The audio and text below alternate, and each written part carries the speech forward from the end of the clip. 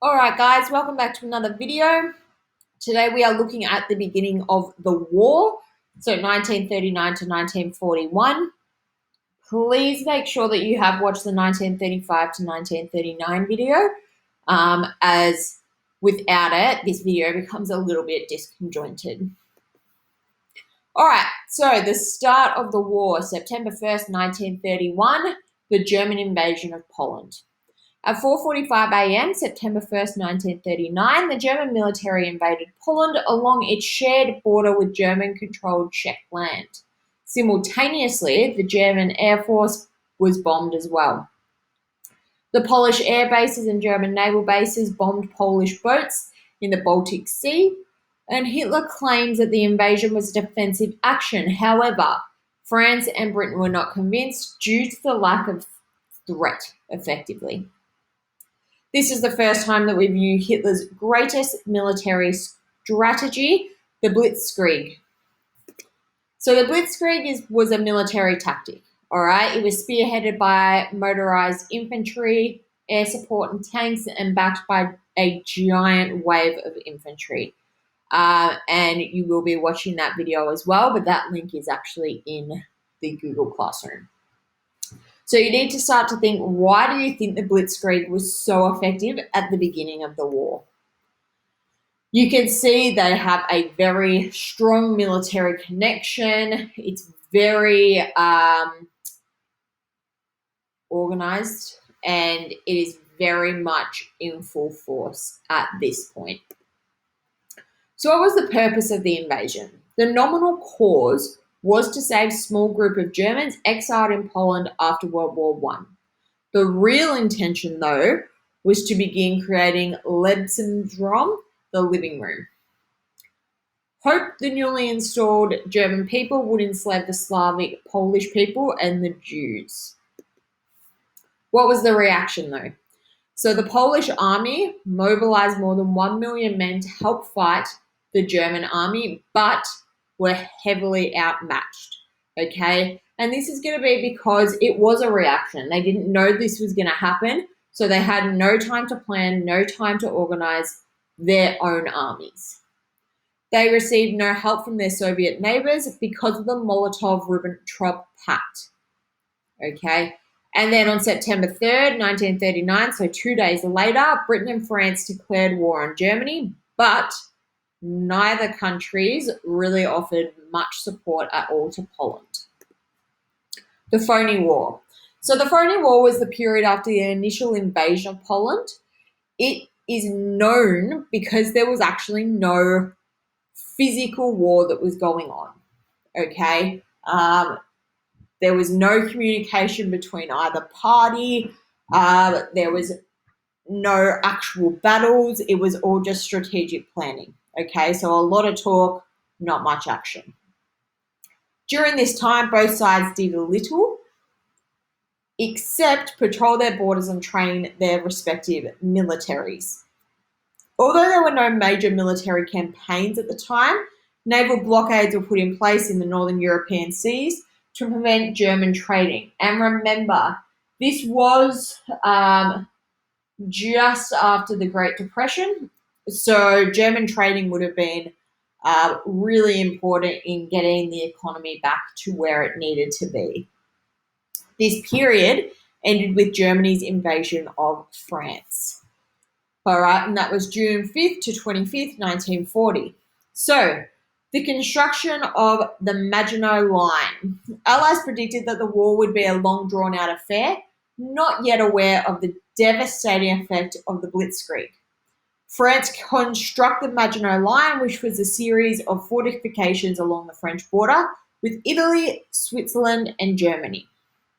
The purpose of constructing this line was to prevent surprise attacks, prevent cross-border assault, cover mobilization of the French army, and push the German army along the Belgian border to slow down the offensive.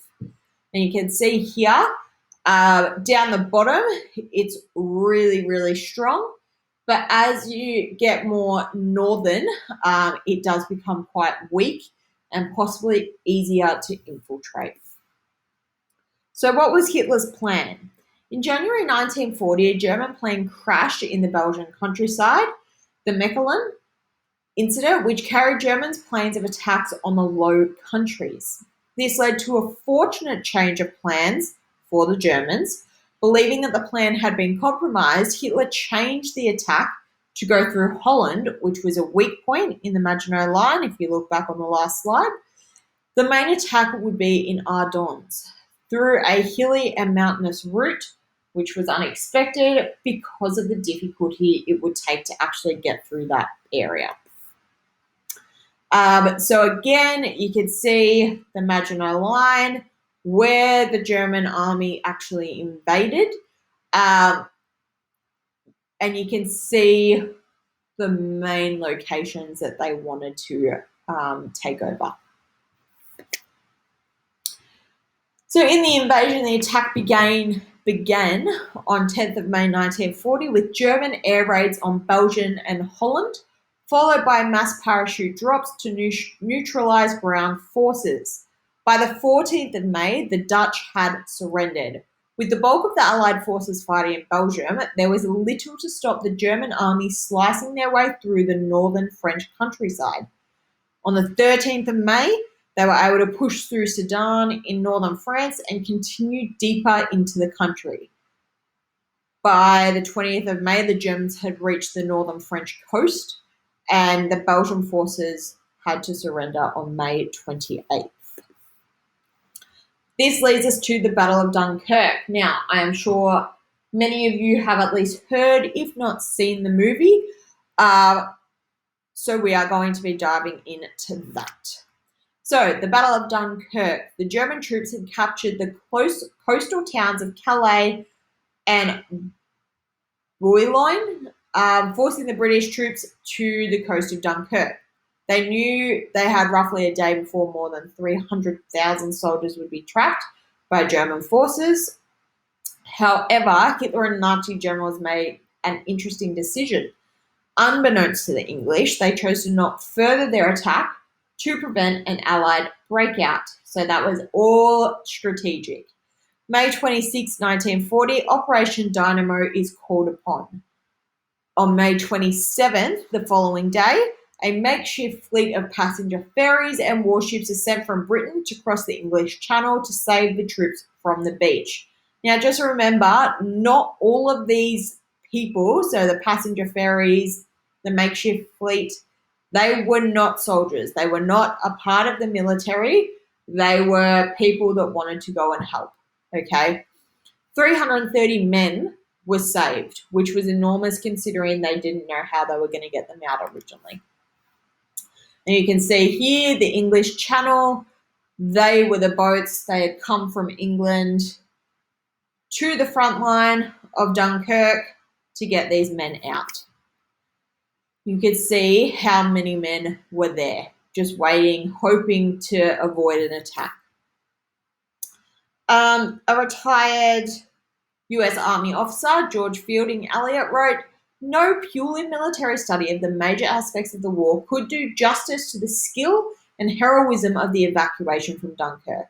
Suffice it to say only that when it began, members of the British Imperial General Staff doubted that 25% of the BEF, the forces, could be saved. When it was completed, some 330,000 French and British troops, together with some Belgian and Dutch forces who refused to surrender, had reached haven in England.